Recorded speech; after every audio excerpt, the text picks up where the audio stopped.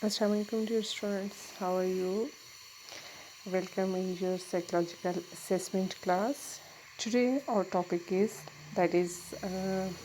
we have to discuss the intelligence test in which two tests are most important. First one was the Stanford Binet and the second was the vascular. Today our topic is the Stanford Binet scale. According to Binet, the definition of intelligence is just of the common sense initiative, the ability to adopt oneself and again to judge well, understand well, reason well. These are the essentials of the intelligence. According to them, that intelligence individual हमारे पास वो होते हैं जो हर चीज़ का एक logic देखते हैं, चीज़ को प्रॉपरली अंडरस्टैंड कर सकते हैं, जज कर सकते हैं, ठीक है, मेन एलिमेंट्स जो है and they are easily adjust themselves in any sort of the situation according to Binet. That is the definition of the intelligence. Stanford Binet is an individually administered intelligence test designed to examine the cognitive ability and intelligence. यानी इसका जो test major चीज़ जो major कर रहा है या assess कर रहा है वो क्या कर रहा है कि इंडिविजुअल की कॉग्निटिव एबिलिटीज़ को मेजर कर रहा है एज वेल एज उसके इंटेलिजेंस को टू डायग्नोज डेवलपमेंटल और intellectual deficiencies in young adult and adults. It is applicable for the age range of 2 throughout 85 to pass books में हमारे पास 3 to onward है, ठीक है. अच्छा, इसमें before going to discuss it history in detail etcetera, चीज़ आप याद रखें कि अल्फ्रेड बीने के काम से पहले ये होता था ना कि जो हमारे पास आ जाते थे रिटॉर्डेड इंडिविजुअल और जो आ जाते थे डल, उनको एक ही कैटेगरी में लाया जाता था, ठीक है. फिर फ्रेंच गवर्नमेंट ने ऐसे किया था कि बीनी से रिक्वेस्ट की थी कि आपको ये ऐसा टेस्ट डेवलप करें कि जो रिटॉर्डेड और डल इंडिविजुअल्स को डिफ्रेंशिएट कर सके, ठीक है. इसके लिए इसने बेसिकली ये टेस्ट डेवलप किया था. Now look the properly history of this. तो इसमें हमारे पास हिस्ट्री में आपके पास क्या आ जाता है कि the Stanford Binet is modified version of the Binet-Simon intelligence scale created by French psychologist Alfred Binet and his students. Start में इसने काम किस में एल्फ्रेड बीने ने अपने स्टूडेंट्स के साथ मिलकर काम शुरू किया था. स्टूडेंट का नाम आपके पास क्या आ जाता है, that is the Simon. It was way to detect children who were and retarded. Binet believe that intelligence is malleable and that intelligence test would help target kids in needed to the extra attention to advance their intelligence. यानी उसके according ये था, जैसे मैंने अभी कहा कि उसको मेन टास्क ये दिया गया था कि वो रिटार्डेड और डल चिल्ड्रन में डिफ्रेंशिएट करे. तो उसने उसमें कहा था कि जो डल चिल्ड्रन होते हैं उनको अगर हम थोड़ी सी अटेंशन देते हैं तो they are able to adjust themselves in their environment हो सकते हैं, ठीक है. अच्छा, आगे आपके पास नेक्स्ट पार्ट इसकी हिस्ट्री का क्या आ जाता है. To create their test Binet and Simon first created a base line of intelligence by testing a wide range of children on a broad spectrum of measures in an effort to discover a clear indicator of intelligence.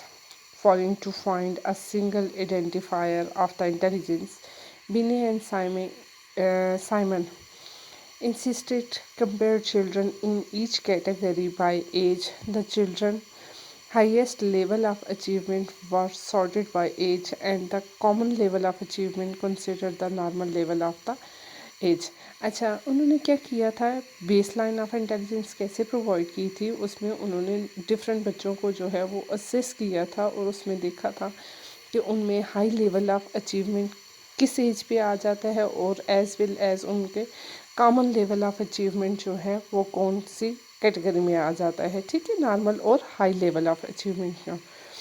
इसके बाद हमारे पास क्या होता है, Louis और Terman, psychologist at Stanford University, created a version of the test of the people in United State, naming localize version of the Stanford Binet Intelligence Scale, he used the test not only to help identify children with learning difficulties, यानी further जब Louis ने इसके साथ मिलके काम, Louis और Terman ने इनके साथ मिलके काम किया, तो उन्होंने क्या किया था कि इस टेस्ट को इतना स्टैंडर्डाइज कर दिया था कि टेस्ट जो है वो किस लिए यूज़ होता था कि आइडेंटिफाई करता था कि बच्चों को जो है वो लर्निंग में कहाँ कहाँ पे डिफ़िकल्टीज हो सकती हैं, but also to find out the children and adult who has above average level of intelligence. यानी इससे पहले तो बिलो एवरेज ऑफ इंटेलिजेंस की ज़्यादा बात की जा रही थी ना, तो यहाँ पे जब इन्होंने फर्दर इसमें मॉडिफिकेशन की थी तो उसमें उन्होंने ये भी देखा था कि अगर स्टूडेंट्स के अंदर या बच्चों के अंदर जो है वो हाई लेवल ऑफ इंटेलिजेंस हो जाता है, ठीक है, हाई लेवल ऑफ इंटेलिजेंस होगा तो उसको आप क्या बोलोगे। देखो आपके पास 3 कैटेगरीज ऑफ इंडिविजुअल होते हैं ना, नॉर्मल, एबनॉर्मल और पैरानॉर्मल। नॉर्मल वो होते हैं जिनका आईक्यू एवरेज होता है, एबनॉर्मल क्या उनसे होते हैं जिनका आईक्यू बिलो एवरेज है, और पैरानॉर्मल क्या होता है जिनका आईक्यू जो है वो अबव टू एवरेज आ जाएगा। अच्छा, इसी दौरान फिर क्या हुआ था कि साइकोलॉजिस्ट जो था विलियम स्टर्न जो था created the now well known intelligence quotient. ठीक है, इंटेलिजेंस का प्रॉपर क्वेश्चन जो है वो इसने दिया था, किसने दिया था, आप लोगों के पास जो है जर्मन साइकोलॉजिस्ट विलियम स्टर्न। अच्छा, इसने काम जो है इन्होंने मिलके इसी के साथ ही किए थे, स्टैनफोर्ड बीने के साथ ही, ये चीज़ याद रखना। स्टैनफोर्ड बीने की डेथ के बाद भी इसमें वो आया था, चेंज आया था, वो आगे मैं साइड बाय साइड आपको बताती हूँ। By comparing age, a children's scored at their biological age ratio is created to show the rate of their mental progress as IQ. Terman quickly grasped the idea for the Stanford revision with the adjustment of multiplying the ratios by 100 to make them easier to read. इसके formula मैं आपको properly बताती हूँ। Intelligence quotient का formula क्या था, अच्छा ठीक है, वो आगे डिटेल में गिवन है, वहाँ पे आपको बताती हूँ।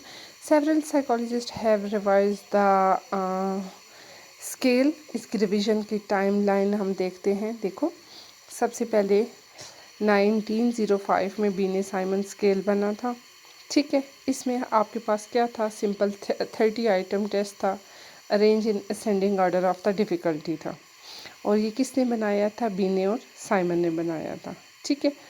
उसके बाद आपके पास क्या हो गया है, 1908 में मेंटल एज कॉन्सेप्ट का आइडिया इंट्रोड्यूस किया था, और 1908 में भी काम जो है वो बीने और साइमन ने ही मिलके किया था। 1911 में फिर इसमें रिवीजन हुई थी।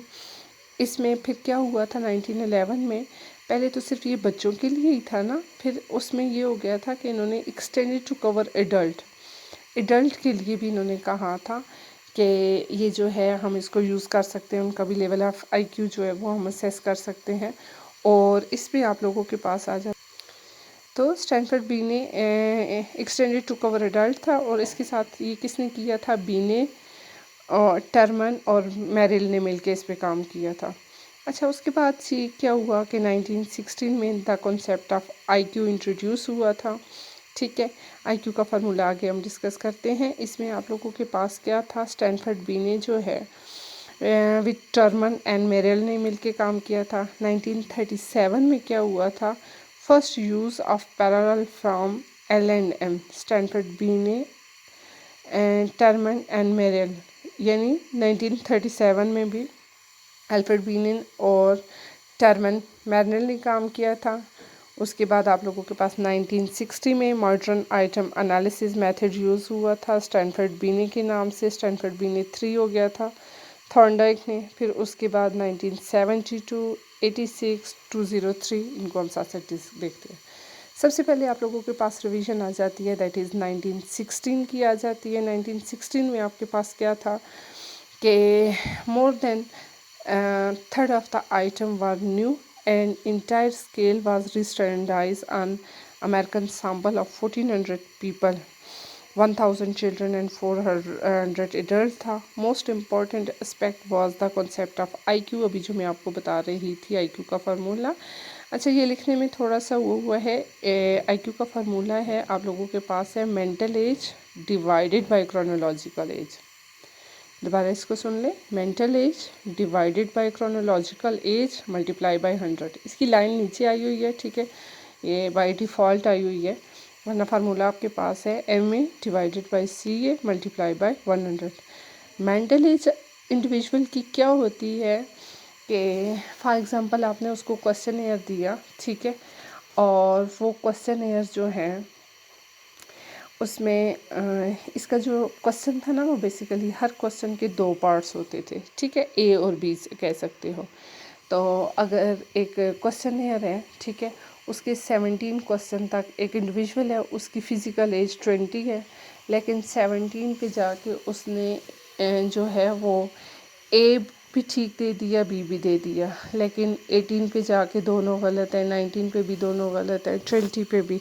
तो इट्स मीन उस बंदे की साइकोलॉजिकल आप लोग मेंटल एज कितनी आ जाएगी, 17 आ जाएगी, डिवाइडेड बाय क्रोनोलॉजिकल अभी मैंने आपको बताई वो 20 ईयर आ जाएगी, ठीक है।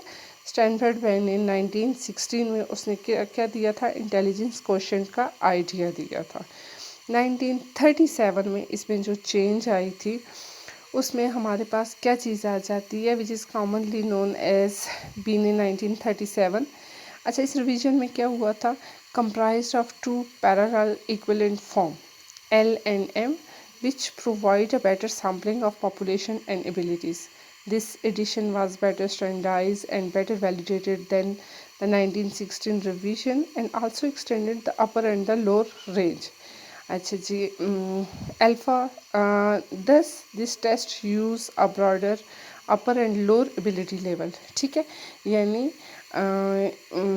एल हमारे पास लोअर और एम जो है टू पैरेलल इक्विवेलेंट फॉर्म किस सेंस में हम इसे कह सकते हैं कि अपर एंड लोअर, लेकिन यहाँ पे वर्ड एम का यूज़ हुआ है तो एम आप इसको मिडल या मॉडरेट भी कह सकते हो, ठीक है।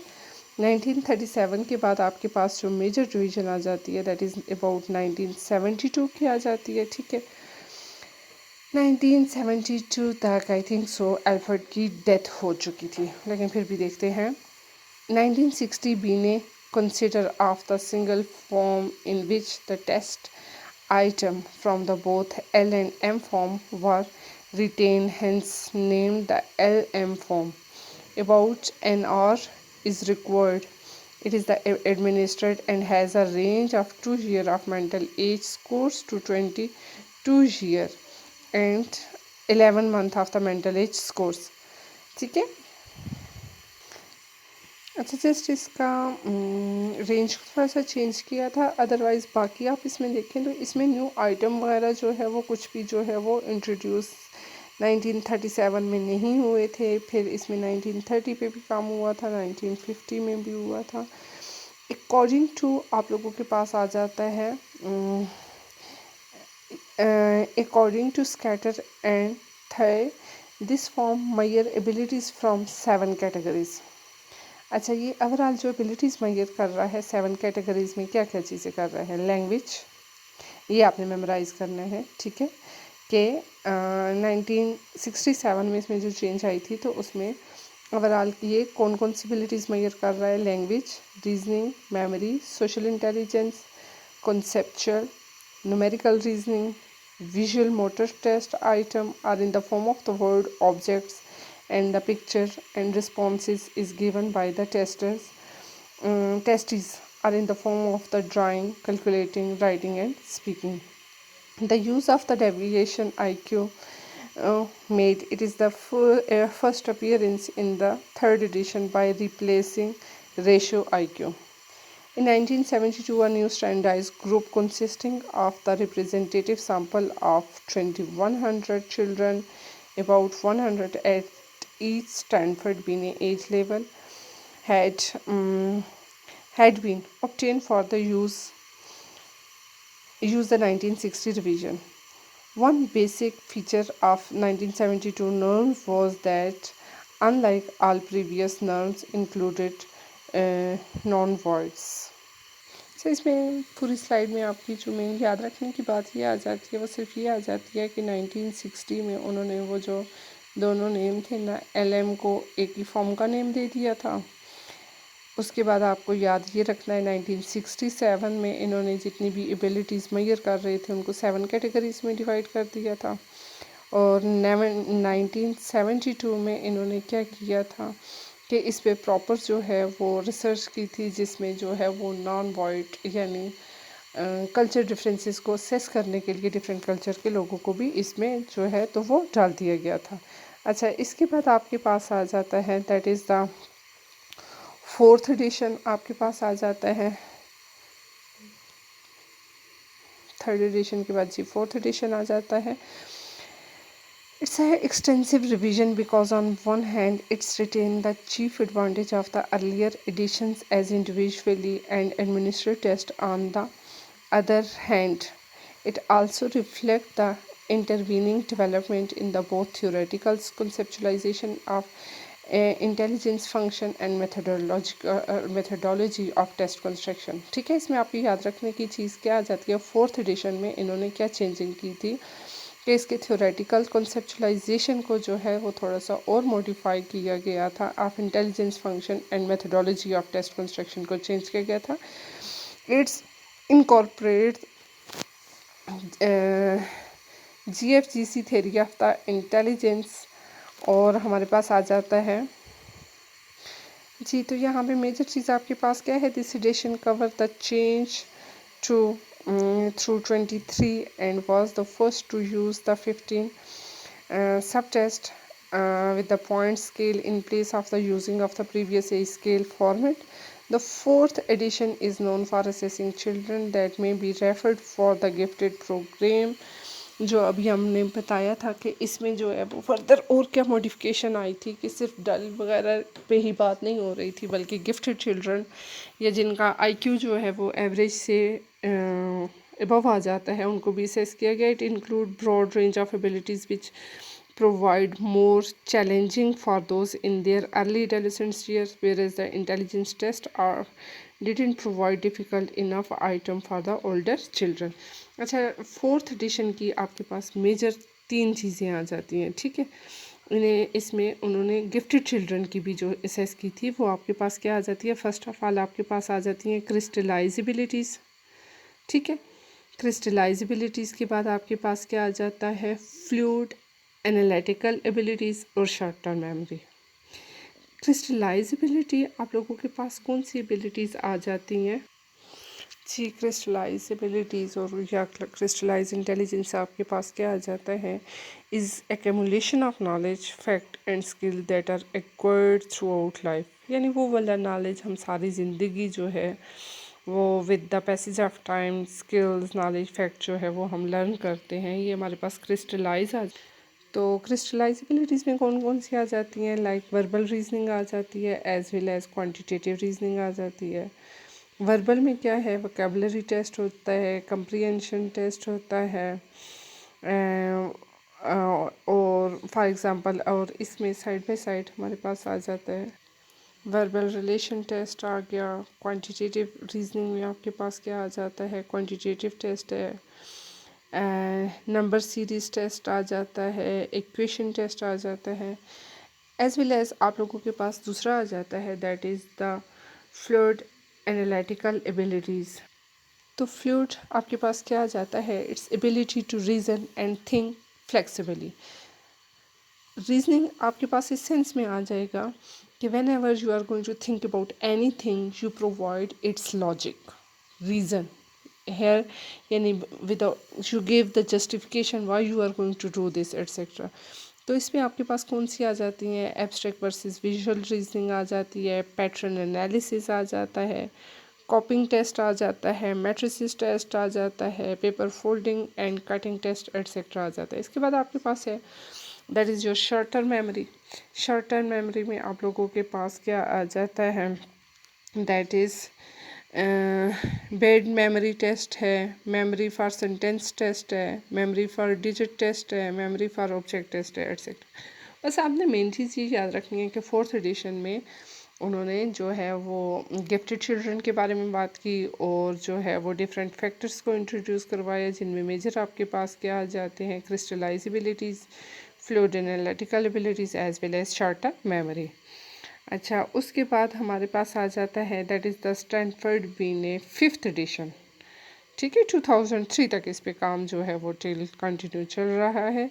इसमें हमारे पास क्या आ जाता है कि develop of screen item for fairness based on the variable like age, race, ethnicity, disability and religious tradition. ठीक है, with the passage of time जो है, इससे पहले इन चीज़ों के बारे में नहीं था, but with the passage of time जो है वो इसको वाइडली स्प्रेड किया गया, तो उसमें डिफरेंट वेरिएबल्स को डिस्कस किया गया और अमंग द 4,800 पार्टिसिपेंट्स पे इस टेस्ट को एडमिनिस्टर किया गया। Stanford Binet test is suitable for assessing intelligence for children aged throughout adult age 85 and older etc. It's mean कि 2 साल के बच्चे से लेकर जो है वो 85 यानी अबाउ ओल्ड एज जो है वो you can use it. But अगर आप इसका एंड में जब इसका क्रिटिसिज्म देखेंगे तो उसका सबसे बड़ा क्रिटिसिज्म ये है कि ये बेसिकली बना बच्चों के लिए था, but with the passage of time इन्होंने इसको जो है वो साथ साथ यूटिलाइज़ किया था कि हम एडल्ट पे भी इसको यूज़ कर सकते हैं। अच्छा, उसके बाद और हमारे पास क्या आ जाता है कि this test is routing procedure for estimating the general cognitive abilities of the examinee before proceeding toward the remainder of the test. The aim to identify appropriate starting point for the later subjects. The routing item to both verbal and non-verbal domains. These items also provide abbreviated IQ, which are sometimes used for screening purpose. ठीक है, तो इसमें आप लोगों के पास major और क्या चीज़ आ जाती है, पहले आपने सिंपल ये याद रख लेना है कि ये जो है ओल्ड एज के लिए यानी एडल्ट के लिए भी हम यूज़ कर सकते हैं। साथ ही इसमें आपने देखा कि इसमें डिफरेंट कॉग्निटिव एबिलिटीज़ जो हैं वो इसकी असेस की जाती हैं। थर्ड आपके पास आ जाता है the working memory factor which consist of the both verbal and non verbal item. अच्छा, इसमें साइड बाय साइड जो किन चीज़ों का एडिशन कर दिया गया था, नॉन वर्बल आइटम्स का भी किया था, और वो हेल्पफुल होता है किसको स्टडी करने के लिए, ADHD के चिल्ड्रन को। ADHD क्या होता है, आपके पास आ जाता है हाइपर एक्टिव जो बच्चे आते हैं ना, ठीक है, वो हमारे ADHD में आ जाते हैं। समराइज अगर हम इसको बात करें तो promising intelligence test that is the useful at the both ends the cognitive spectrum, the very young very gifted person thus provided the change sensitive scores. अच्छा, स्टैनफोर्ड बीने का सो सिंपल, बहुत अच्छी बात, ये सारे का सारा जितना आपने ये पढ़ा है ना, ये इन प्रीवियस स्लाइड, इसका निचोड़ सादे अल्फाज में आप बस ये वाली 2 चीज़ें याद कर लें, आपको वो स्लाइड याद करने की ज़रूरत नहीं पड़ेगी। वर्बल और as well as non verbal हमने पीछे मैंने डिटेल में बता दिया, इसलिए मैं नहीं बता रही हूँ। आप सिर्फ ये दोनों मेमोराइज़ कर लो तो फिर ये आपको करने की ज़रूरत नहीं पेश आएगी। अच्छा जी, और आपके पास क्या चीज़ इसमें आ जाती है कि 5 फैक्टर्स आल्सो इंटर सिंपल, इसमें सिर्फ इतनी सी बात इधर इस स्लाइड में आपने याद रखनी है कि इसका जो टाइम ड्यूरेशन है 15 मिनट से लेकर हमारे पास जो आ जाता है from 15 minutes to an hour and 15 minutes तक जो है किया जा सकता है। प्रेजेंट यूज़ अगर हम इसका देखें तो क्लिनिकल यूज़ हो सकता है, न्यूरोसाइकोलॉजिकल असेसमेंट के लिए, एजुकेशनल प्लेसमेंट के लिए, हम जो है वो कैरियर असेसमेंट के लिए, एडल्ट न्यूरोसाइकोलॉजिकल ट्रीटमेंट के लिए we can use this test. इसके प्रोज एंड कॉन्स की अगर बात की जाए तो इसके ये हमारे पास स्ट्रेंथन आ जाती हैं कि many different purposes, diagnosis, learning and developmental disabilities, exceptionalities in children cognitive functioning, evaluate a special education placement, provide neurological assessment, inform career assessment and guide, जो हमने लास्ट वाला उसका पढ़ा था ना कि ये कहाँ कहाँ पे हम यूज़ कर सकते हैं। Research that support the reliability and validity भी इसकी अच्छी है, and manual provide a caution for use with the individual who are special need, deaf, have a communication disorder, other orthopedic impairment and motor skills defects, age 2 to 85.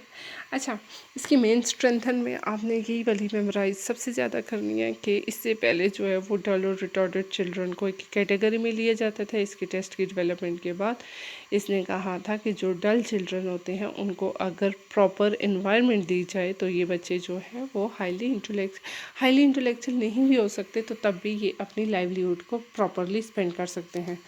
ये इसकी strengthen है। अब now we are going to talk about its limitations. तो limitation में हमारे पास क्या आ जाता है, 15 minutes to 75 minutes to complete इसमें लगते हैं।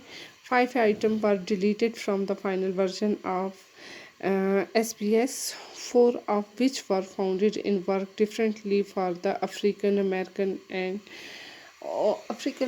इंडिविजुअल्स में हमारे पास क्या आ जाता है कि मोस्टली ये जो है लाइक अफ्रीका अमेरिका उन लोगों के ऊपर ये अप्लाई किया गया है। Manual provided with the standardized assessment package provided evidence of the construct validity among all groups except of the Hispanic and, और आप लोगों के पास क्या आ जाते हैं इन questions, unable to compare people of the different age category since each category gets a different set of test। यानी हर कैटेगरी के लिए सेपरेट टेस्ट है, तो हम इनका ओवरऑल अच्छा सा कंपैरिजन नहीं कर सकते हैं। Very young children tend to be poorly on the test due to the fact that they lack the ability to concentrate long enough to finish it. इसका सबसे बड़ा ड्रॉबैक ये है कि ये काफ़ी लंबा चौड़ा टेस्ट बन जाता है और जिसको जो है वो फिल करना जो है वो समटाइम इट्स बिकम प्रॉब्लमेटिक हो सकता है।